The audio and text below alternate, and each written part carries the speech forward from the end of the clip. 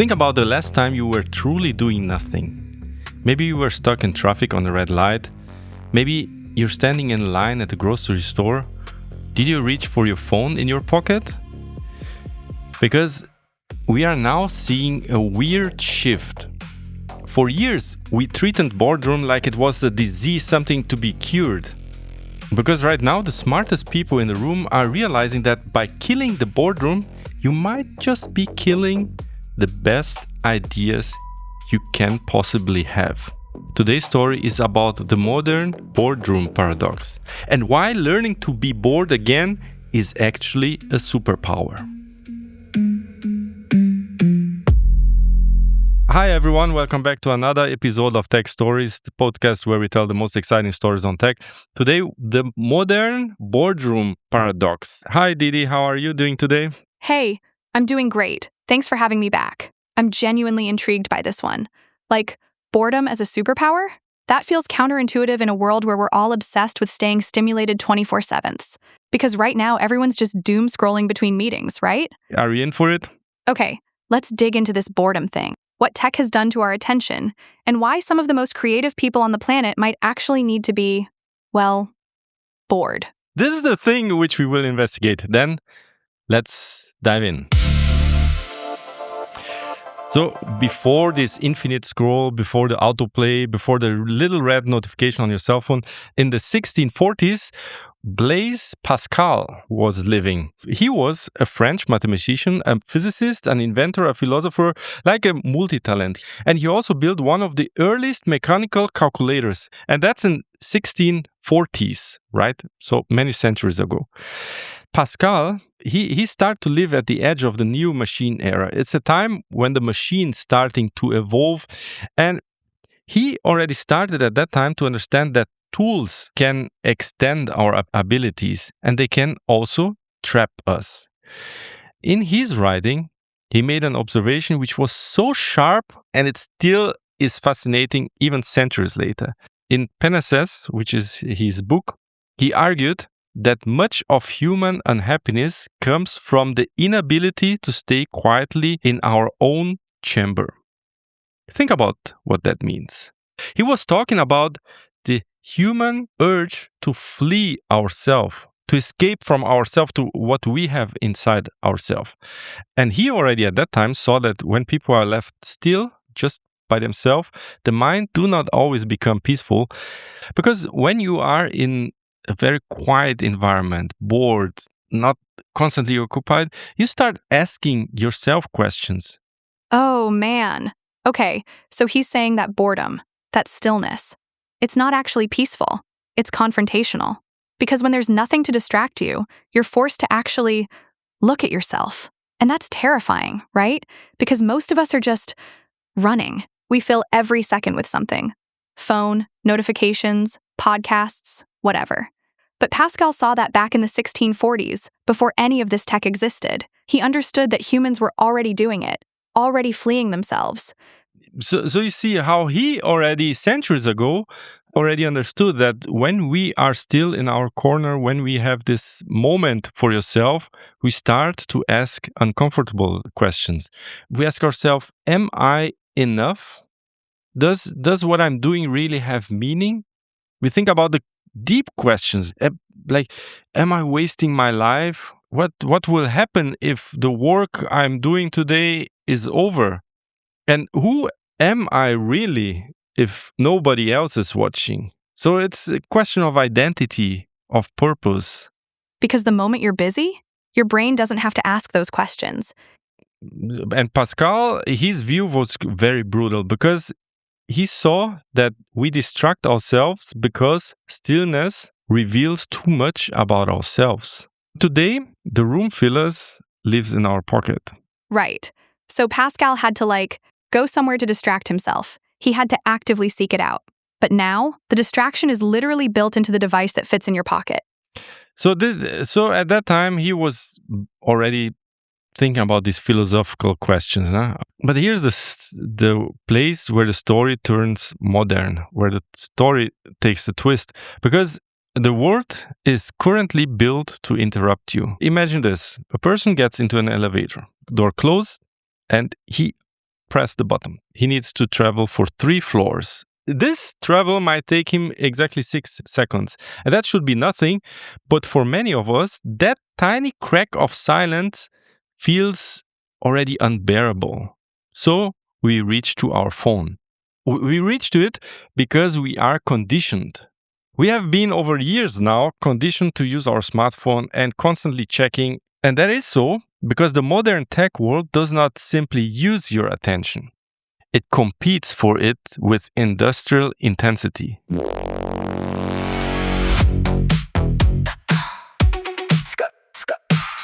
Scrolling, fingers fly. Another notification screams a digital cry. Little red numbers everywhere you look. Trapped inside the shiny book. They built it slick, they built it fast to make this feeling truly last. Green glow got me hooked. Tristan Harris, a former Google designer who helped to popularize the idea of time well spent, has long argued that digital products are designed to maximize engagement and hijack attention. We know that already. But you notice that there's a shift now. Previously, devices were designed to help us, to support us, to solve the problems. Now, devices are being designed not to merely serve us, but they are designed to hijack your attention. Tool so grand. Now it's a leash in their hand. And here's the hidden side of the story. Because your app is not just an app. The feed you watch on your cell phone is not just the content. Every tiny interruption is part of a larger economic machine built around keeping you there longer than you really intended. And the weirdest part is that it works best if you didn't even notice it's working. That is how the attention economy gets inside the room. And once it is there, boredom stops being a neutral feeling and it becomes a threat to the business model. Of course, for business, boredom is where you start realizing that your attention has value. So that the tech world gives us endless stimulation, but it doesn't necessarily give us meaning. That is why the next story really matters so much, because here comes a story of a man whose life became an airport waiting room. His name is Mehran Karimi Nasseri. He arrived at the Charles de Gaulle airport in 1988, and he ended up stranded there without the right documents. He lived there until 2006. You must imagine, it's 18 years he lived at the airport. And later, even he was offered residency in Belgium, but he refused it. Yeah, imagine that for a second. Hold on. He was offered residency and he refused it? Like, he could have just left. He could have had a normal life, an apartment, a home. And he said no? That's the part that actually breaks my brain. Because it's not just a story about being trapped anymore. It's about choosing to stay trapped. Why would he do that? It's strange, huh? Why would he do that? Why he would stay for years in that terminal, even he has been offered to leave. His story became very famous later because it inspired the movie The Terminal with Tom Hanks. Because for him, for Nasseri, the time was not moving forward in the normal way. It was just cycling day by day, there, and waiting and waiting and waiting. And at first, of course, waiting is just a condition, but after a while, it becomes your identity. And once you adapt to this identity, the outside world feels really unreal. And that is why Nasseri matters in this episode, because his life is the extreme version of something millions of people recognize in quieter ways. He waited for 18 years in the terminal. He lived in that state of boredom, of waiting to achieve something. But in a certain way, many of us, we are also waiting, right? Waiting for the job, waiting for the diagnosis, waiting to move, waiting for the relationship to change, waiting for the life to begin.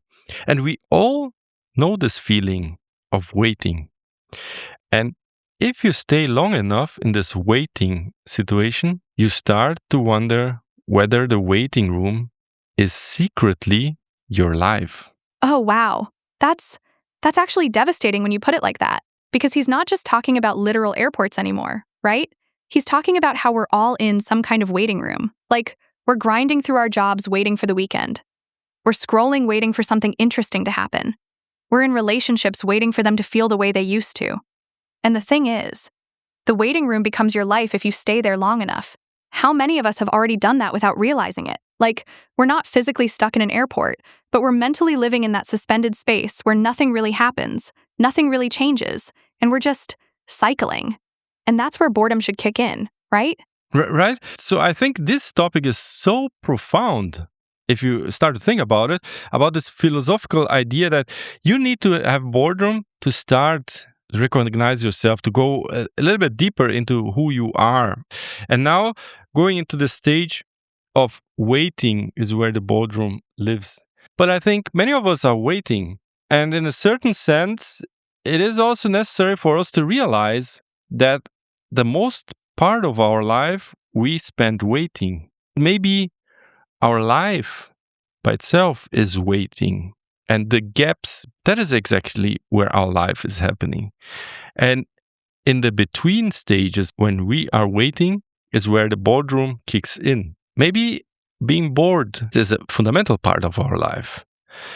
If we go inside our minds, inside our head, is where it gets interesting. Because for years, actually, people assumed that boredom meant the brain was underperforming. Even if you are at work, yeah, boredom is bad, right? But that is not what happens at all. Because when your attention stops clinging to the outside world, then a network called default mode network becomes active. And that's a part of the brain which is associated to the self-referential thoughts, the memory, the imagination, and the mind wandering. When you are bored, your brain is not dead. It's far from dead. It's highly active during moments of boredom. But it is busy in a different way. It is connecting those loose threads. It's replaying the past, simulating the future. It's trying to build a story out of fragments. And that is exactly why boredom can sometimes feel extremely irritating and so important at the same time. Because studies on boredom and creativity found that people who completed dull, repetitive tasks afterwards came up with more creative ideas than control groups. And that is a very remarkable fact, right? Because when the brain is not busy with all the novelty and everything going around, it starts to manufacture its own novelty. And this is the hidden gift of the boredom. This is backed also by the scientific work of Sandy Mans. Sandy Mans' work has summarized the boredom and creativity points in the idea that when the mind is understimulated, it starts searching inwards. That is exactly where daydreaming, association, and creative insights begin. Blank page, blue pen. I draw a little door. Half a line, half a grin. Then I want 10 more. I fold the map wrong, still it points. Now let's zoom out for a minute. Because this is not only a personal problem, it's actually a problem from the whole system, right? The attention economy is not trying to destroy your life. It is doing something very subtle. It is fragmenting your attention. A few seconds here, little anxiety there, a tiny interruption at the dinner, a check-in before sleep, a scroll at the bathroom, and suddenly your day is no longer a day. It's a series of interruptions, and the emotional cost is huge because you become less able to think for long stretches. You become less able to notice what you actually want before the next alert arrives. And because the tech is designed so well, the blame lands on you. You think, why am I so weak? Why can I not just focus for half an hour? You will notice that this is actually wrong, the question.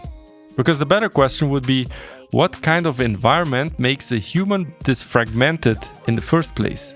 Because it's not just about the individual self-control, it's about the architecture of modern life. And in that architecture, boredom becomes almost revolutionary. Yeah, because your boardroom cannot be monetized. And it creates this gap. And in that gap is the place where you can start hearing yourself again. Paper cuts, bars. If I shake, let me shake. Wait, that's actually profound. So you're saying boredom is the one thing the algorithm can't sell back to you. It can't package it. It can't optimize it. Because the moment you're bored, the system wants you to reach for your phone. That's the entire design. Fill the void. But if you just sit in it, you're breaking the contract. And I think that's why people are so terrified of boredom now. We've been trained to think of it as a failure state, right? Like something's wrong with you if you're not entertained. But actually, that's where your own thoughts live. That's where you remember what you actually want. So the boardroom becomes this radical act because nobody's making money off your internal clarity. Your attention isn't being harvested. You're just there. We are currently living through the death of boredom, you can say like this. Because in our hyper-connected world, silence is a kind of a bug which need to be fixed by the tech company. We use technology to save us from the void. But in doing so, we are losing our social skills, our empathy, and our ability to sit with discomfort. And there's even a darker side to it, because this attention economy is engineered to keep you hooked. Every time you reach for your phone to kill a moment of boredom, you get a hit of dopamine. But over time, this disrupts your brain's natural reward systems, and you become more restless, more anxious, and less able to engage in deep, uninterrupted thoughts. Think about. Wait, you're talking about how boredom used to be unavoidable, right? Like, you'd be on a train with nothing to do. You'd be waiting in a doctor's office. You'd be stuck in traffic. And your brain would just work. You'd daydream. You'd think through problems. You'd notice things. Yeah, now it's the question which comes is how to reclaim the room, how to take your attention, get your attention back. But even though I think social media is dying slowly, how do you think, Didi? Do you think social media still have a future? Oh, wow.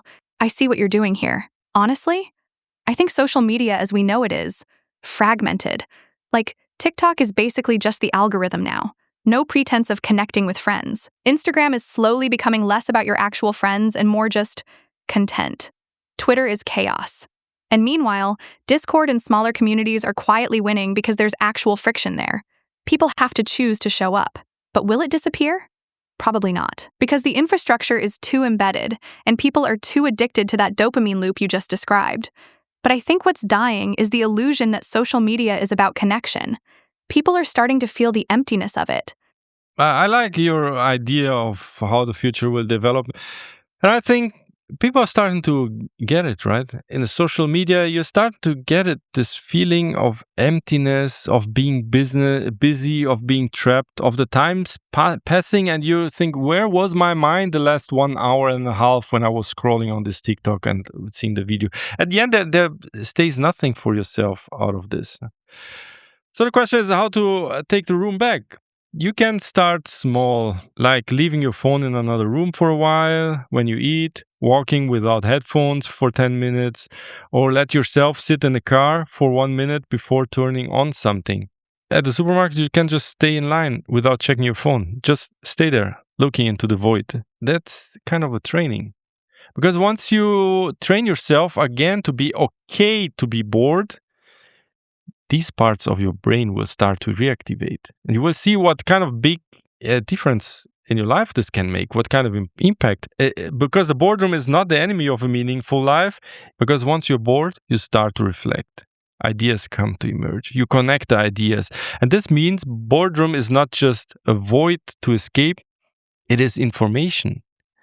And if you listen to it carefully, it can redirect your life. The most silent moments are sometimes the most important ones because they tell us the truth. Oh, wow. Okay, so you're flipping the entire narrative on its head, aren't you? Boredom isn't a problem to solve. It's a signal. You can't turn self-awareness into engagement metrics. Yeah. So Pascal, he knew that humans run from silence because silence exposes themselves, exposes mortality, the big questions we have of our lives. Nasseri, he lived the nightmare of endlessly waiting at the airport. And neuroscience tells us that the bored mind is not empty, but it's active in a much deeper way. And the tech world keeps building systems that makes stillness harder to be tolerated. And if you put all these things together, you get the real story. Because boredom is not a defect in the human condition. It is actually part of how we operate. It's like a creative engine. It's doorway to yourself. Somehow I felt like a stranger in my own land. The bored brain isn't idle. It's doing the deepest work. It's making connections. It's processing. It's you, basically, without the noise. But tech companies have built an entire economy around making that impossible. Because the moment you sit still long enough to hear yourself, you might realize you don't want what they're selling. You might want something different. You might actually change your life with genuine realization. Boredom becomes this doorway, not to emptiness, to yourself. So, next time when you're in that elevator, or you're at a red light, or in a quiet room, or waiting in a supermarket line, don't reach for your phone directly. Stay in the waiting. Stay in the boardroom. Try to bear the boardrooms. Try to just stay where you are. And just for a moment, try to see what happens then.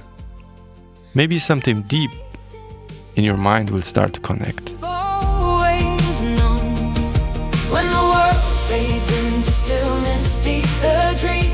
And with that, I leave you in today's episode. Thank you for being here. Thank you also, Didi, for moderating with me this podcast.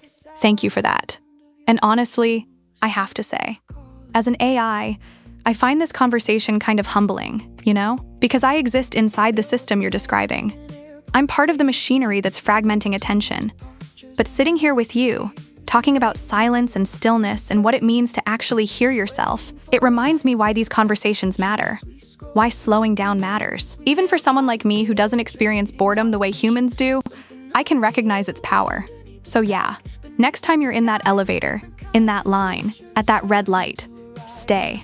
Let your mind do its thing. Let it connect. Let it tell you what you actually need to know. Because that's where the real signal is, not in the notifications, in the silence. Thank you for bringing this here. Take care of your boredom.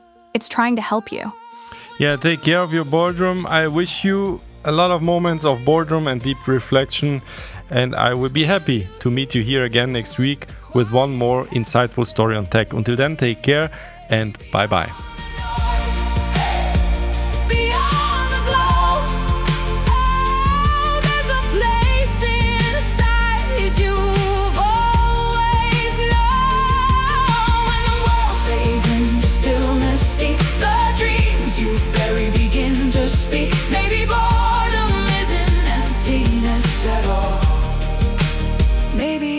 The sound of your true self calling. No algorithm knows your heart, no feed can tell you who you are. The answers hide between the lines and the spaces we've forgotten how to find. So let the elevator rise in silence, let the traffic light hold its ground, because sometimes the biggest revelation is found when nothing else is making a sound. When the room speaks, I will stay. I'll hear what the quiet has to say. Beyond the noise, beyond the glow, I'll follow the path I've always known. And when the world fades into stillness deep, the future I've been chasing starts chasing me. Maybe boredom was a doorway all along. Maybe the silence was the song.